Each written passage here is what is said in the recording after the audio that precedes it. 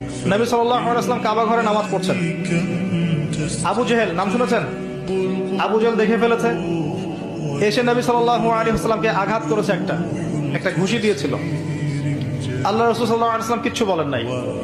এই দৃশ্যটা দেখেছেন একজন দাসী, দেখে হামজা রাদিয়াল্লাহু আনহু স্বীকার করে ফিরছিলেন। তিনি কিন্তু তখন ইসলাম কবুল করেন নাই, নবীর চাচা, আপন চাচা। হামজা রাদিয়াল্লাহু আনহু আসছেন, তাকে বলছে ইয়া আবু আমারা, ইয়া আবা আমারা, হে হামজা, তার উপনাম ছিল এটা।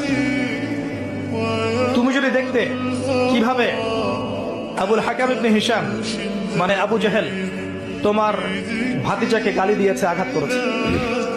হামজা রাদিয়াল্লাহু আনহু বললেন আওয়া ফাআলা হাদা, সত্যি কি সেই কাজটা করেছে? তখন এই দাসী বলছেন ই ওয়া রব্বি, আল্লাহর কসম, সত্যি এই কাজটা করেছে। তখন তিনি ঘোড়া ছুটিয়ে কাবা ঘরে গেলেন, গিয়ে দেখলেন আবু জেহেল দাঁড়িয়ে আছে সবার সামনে, কাবা ঘরে সবার সামনে আবু জেহেলের কলার ধরে তাকে প্রচন্ড জোরে একটা ঘুষি দিয়ে বললেন যে আতাশতুমুনি ওয়া আনা আলা দীনিহি, তুমি কি আমাকে আঘাত করবে? আমি নিজে তার দিনের উপরে আছি। আকুলু মা ইয়াকুল, ও যা বলে, আমার ভাতিজা যা বলে আমিও তাই বলি।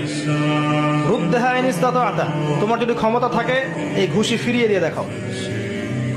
কে বলেন এই কথা? হামজা রাদিয়াল্লাহু আনহু। এবং ওখানে সাক্ষ্য দিচ্ছেন যে আনা আলা দীনিহি ওয়া শাহিদতু আল্লা ইলাহা ইল্লাল্লাহ ওয়া আন্না মুহাম্মাদার রাসূলুল্লাহ। তোমার যা ইচ্ছা এখন করো।